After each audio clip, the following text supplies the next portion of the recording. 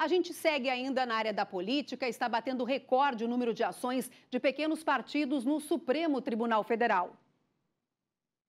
Pois é, antes de entrar nesse assunto, só um detalhe. Ainda essa semana poderá haver um reajuste de salário de juízes e servidores do Tribunal de Justiça de mais ou menos 18%. Isso significa que os ministros do STF passarão de 39 mil por mês para 46 mil reais por mês, no país que está passando por uma situação, no mínimo, delicada em contenção.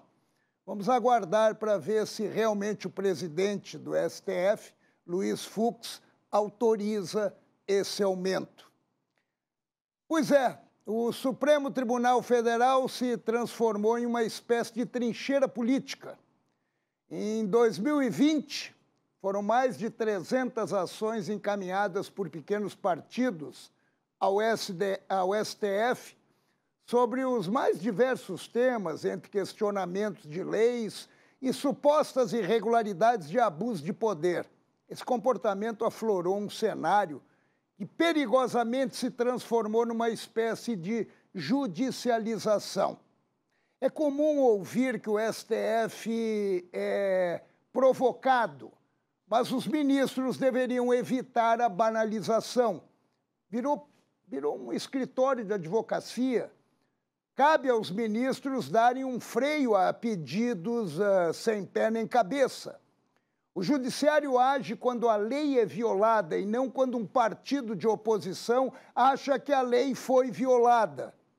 Inclusive, para amenizar esse turbilhão de ações atingindo o governo, a ministra Rosa Weber ontem ela enviou à Procuradoria-Geral um pedido de investigação contra o ministro Alexandre de Moraes por suposta prevaricação e ativismo judicial. Querendo dizer, em outras palavras, somos imparciais. Trata-se daquele episódio que Moraes proibiu associar Lula com o PCC. Os partidos que mais recorrem à Suprema Corte são PDT, Rede de Sustentabilidade, representada pelo senador Randolfo Rodrigues, PSB, PT e PSOL. O próprio Congresso manifesta repúdio a esse apetite de ações. Não se tira a importância do STF, é claro que não, como instrumento legal e capaz de dar as respostas necessárias a conflitos de interpretação jurídica, mas jamais a conflitos de interesse político partidário ou, inclusive, perseguições. E foi nisso que se transformou a Suprema Corte num gabinete de consultoria jurídica de pequenas agremiações de esquerda. Virou uma militância judicial, perdendo, inclusive, respeito. Como acusam também o procurador-geral Augusto Aras de advogado do presidente Bolsonaro.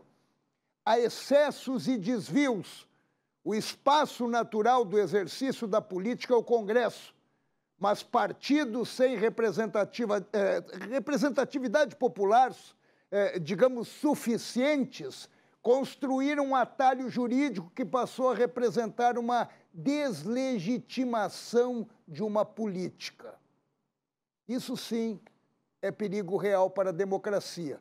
A atuação autoritária do STF acabou suprimindo a maior e fundamental ferramenta do parlamento, que é a negociação entre as partes na busca do consenso, pois passou a ser exercitado por um togado ou um grupo deles. Agora há pouco, Fachin determinou que o ministro Queiroga não pode falar sobre os avanços no combate à Covid do governo federal. Ele determinou isso.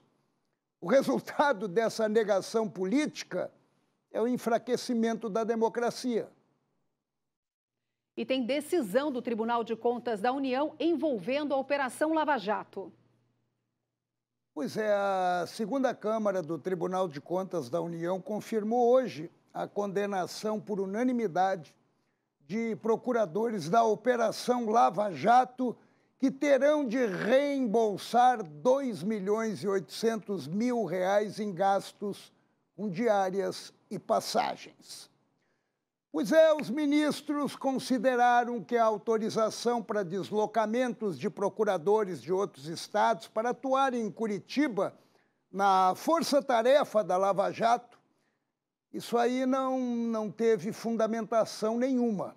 E todos os gastos com diárias e passagens devem ser restituídos aos cofres públicos. Em 3 meses, os ilustres ministros do Tribunal de Contas da União, num empenho sobrenatural e numa agilidade elogiável, condenaram os procuradores, entre eles Deltan Dallagnol, que requisitou membros de outros estados para reforçar a equipe que combatia a corrupção deslavada no Brasil. Impressionante a dedicação de alguns segmentos em atingir procuradores, policiais federais e juízes que estavam envolvidos na Lava Jato. Se transformou numa espécie de caça às bruxas, uma espécie de caça às bruxas silenciosa e ardilosa, numa total inversão de valores. O Brasil é o país onde o bandido tem garantias. Condenados são descondenados e autoridades dedicadas ao combate à corrupção são perseguidas.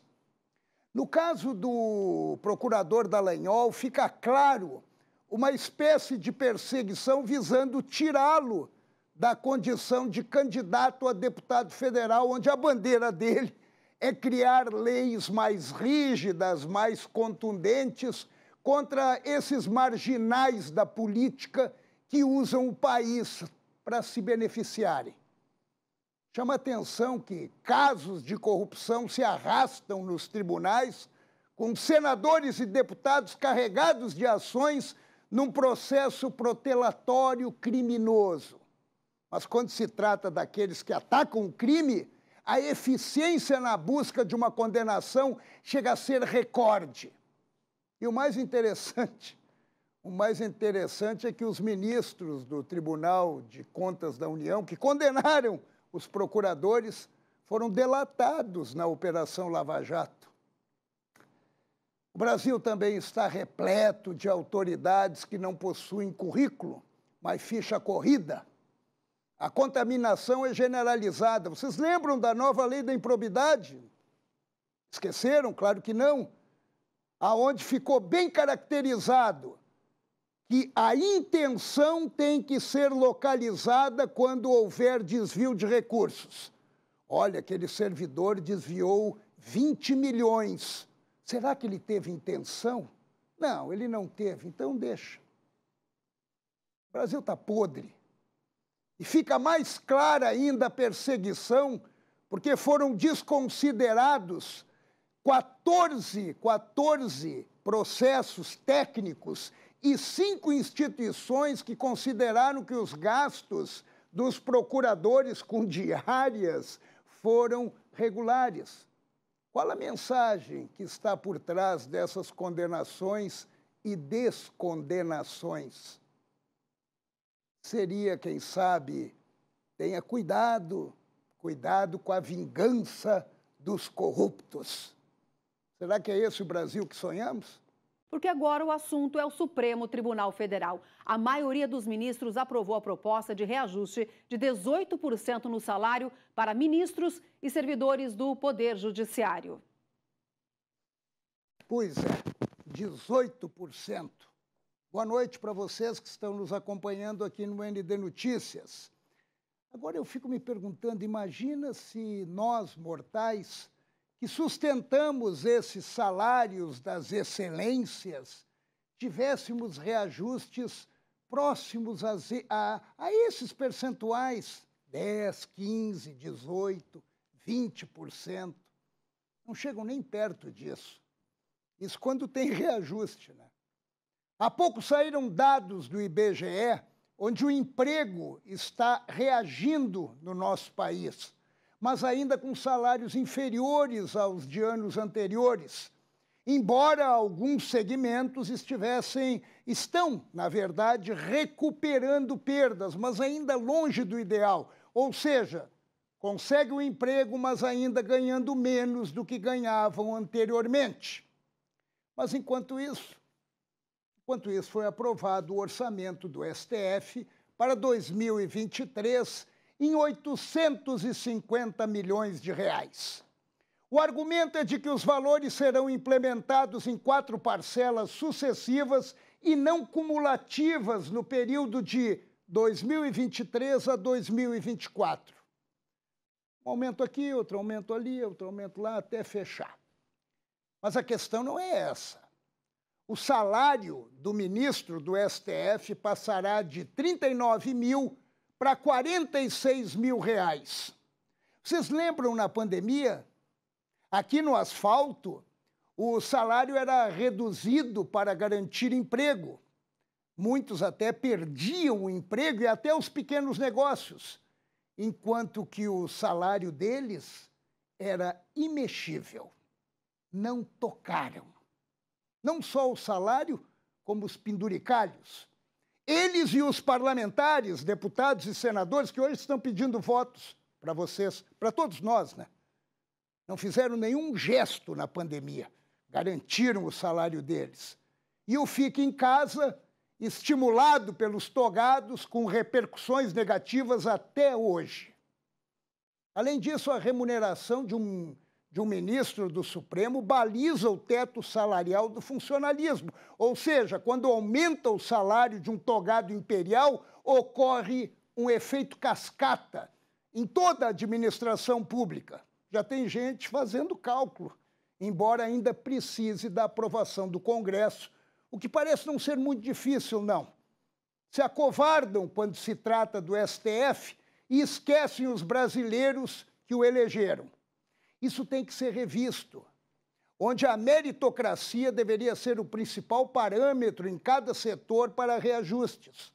Eu até concordo com os servidores do Judiciário que estão com salários defasados e merecem, sim, um aumento, mas, na verdade, os ministros, com essa decisão que tomaram, acabam sendo os reais beneficiados, um reajuste que se transforma em benefício. Por que não condicionar o reajuste com o fim de uma série de privilégios e benesses concedidos à magistratura? Não só à magistratura, né? Mas não fazem por quê? Porque garante um salário maior do que o estabelecido pelo teto. Estamos enfrentando uma crise econômica onde grande parte dela é importada, onde o brasileiro está tendo dificuldades de manter a comida na mesa e a ganância supera a razão. Só que essa ganância é em cima do suor de cada um de nós, que pagamos esse salário enquanto tentamos sobreviver. Chega a dar nojo. Eleições 2022. Na corrida agora para a presidência da República, há 2 candidatos que monopolizam, digamos assim, a atenção do eleitor com opiniões completamente divergentes. Um defende a privatização e o outro a estatização. Pois é, pela primeira vez no Brasil, nós temos 2 candidatos a inquilinos ao Palácio do Planalto, sendo que um foi presidente e o outro está presidente, com convicções completamente antagônicas. E fica bem clara a posição de ambos no contexto das privatizações. Mas o que isso influencia no nosso bolso, no nosso cotidiano? Em 3 anos e meio, o governo Bolsonaro privatizou 1/3 das estatais. Eram 209, agora são 133. Bolsonaro já anunciou que pretende dar sequência à sua agenda de privatizações caso seja reeleito. No programa que apresentou ao Tribunal Superior Eleitoral, ele não fala de privatizar a Petrobras. É bom ficar atento nisso. Diferente de Lula, que declarou que irá rever as privatizações feitas no governo Bolsonaro. Lula defende a preservação do controle estatal sobre as empresas. No seu governo foram criadas estatais, contribuindo com uma pesada conta para o Tesouro. Trata-se de uma política do PT, abrindo espaço para seus aliados, cada um dentro de suas convicções. O Instituto Teotônio Vilela, só para vocês terem uma ideia, o Instituto é do PSDB, ele levantou que de 2003, primeiro ano do governo Lula, até 2015, isso antes do afastamento da presidente Dilma, foram criadas 41 estatais, todas gerando prejuízos. Os críticos à política de Bolsonaro afirmam que a privatização está sufocando programas sociais. Os defensores das privatizações contrapõem, dizendo que empresas controladas pelo governo operam sem precisar se sujeitar ao mecanismo de lucros e prejuízos. Erros de gestão serão sempre cobertos pelo Tesouro, sustentados por quem? Por nós. Cada um com seu discurso tentando atrair o voto do eleitor agora em outubro. Cabe, isso sim, colocar na balança o que é melhor para o Brasil dentro de uma política de futuro e não de retrocessos. E eu termino essas comparações com uma curiosidade. Foi criada em 2008, durante o governo Lula, uma fábrica no Acre, com recursos do Ministério da Saúde, visando abastecer o país com preservativos, utilizando látex de seringueiras nativas. Os prejuízos se avolumaram, somados à falta de matéria-prima, porque os seringueiros optaram por outras fontes. E a fábrica de camisinhas do PT tornou-se inviável, criando prejuízos ao erário. Seria interessante também acompanhar as propostas dos demais postulantes. São, até agora, pelo menos registrados, 9 querendo comandar o Brasil. Enquanto isso, a vida segue. A edição de hoje do ND Notícias fica por aqui. Excelente noite, Paulo. Para nós. Mas antes de terminar, o seguinte, o Tribunal Superior Eleitoral afastou o Coronel Santana, que fazia parte da equipe do Exército, que está acompanhando todo o processo eleitoral no TSE. E o Exército agora vai investigar a conduta do coronel que, segundo o ministro Fachin e o ministro Alexandre de Moraes, ele estava divulgando fake news sobre o sistema eleitoral. Enquanto isso, em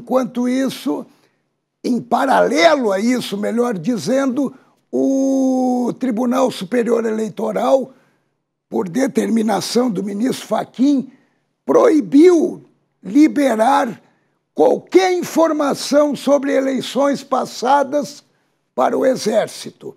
Ou seja, esse ambiente ainda está em ebulição e criando alguns problemas. E a gente a caminho de uma eleição.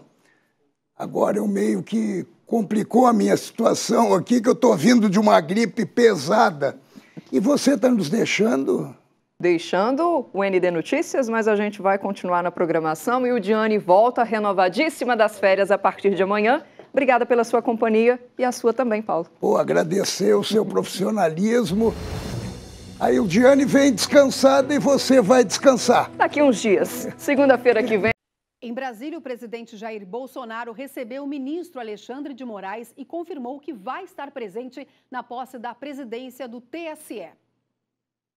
Pois é, os ministros Alexandre de Moraes e Ricardo Lewandowski foram levar o convite ao presidente Bolsonaro para a posse na semana que vem, dia 16, terça-feira, agora no Tribunal Superior Eleitoral. Moisés assume a presidência do tribunal e Lewandowski será o vice. Foi um encontro amistoso. Moraes, que já foi chamado de canalha e parcial por Bolsonaro, inclusive recebeu do presidente uma camisa do Corinthians. O ministro é torcedor do time paulista. E é Moraes o relator de inquéritos considerados fora da curva, onde estão incluídos os filhos e o próprio presidente. E, além disso, foi sorteado como relator do processo de candidatura de Bolsonaro, agora no comando do tribunal. Isso durante as eleições, a partir da semana que vem. O encontro durou mais de 1 hora, onde estavam também os ministros Ciro Nogueira e Paulo Guedes. Claro que as conversas geraram em torno das eleições, é natural, onde Bolsonaro expressou que defende eleições transparentes, tranquilas e seguras. Mas não se falou nada de urnas e muito menos de auditabilidade do voto. Bandeira branca. Mas quanto tempo vai durar? Difícil prever. Diferente da vez passada, quando Edson Fachin assumiu a presidência do Tribunal Superior Eleitoral. Desta vez, Bolsonaro garantiu a Moraes que estará presente à posse. Outra vez não foi. Esse encontro pode ter sido, de repente, resultado de um esforço de bastidor na tentativa de construir uma ponte de interlocução do Planalto com Alexandre de Moraes, apesar dos ataques de Bolsonaro e das investidas consideradas inconstitucionais do ministro.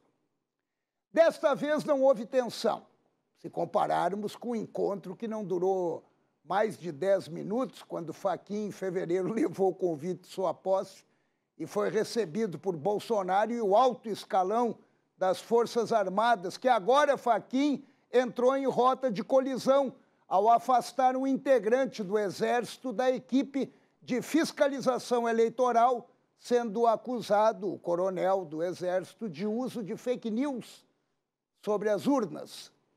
O Exército já informou que não indicará um substituto e criticou o comportamento do ministro e a forma como descredenciou o militar, classificado de especialista em tecnologia avançada, sem qualquer pedido de esclarecimento do Ministério da Defesa e muito menos de uma consulta. Poderia evitar uma condição de atrito, mas preferiu, pelo visto, conflitar, evitando resolver o problema de forma mais elevada. O encontro de ontem entre Bolsonaro e Moraes e Lewandowski sinalizou que pode haver, mesmo em ambientes completamente antagônicos, uma relação respeitosa e produtiva. O conflito não parte só de um lado, como querem fazer crer.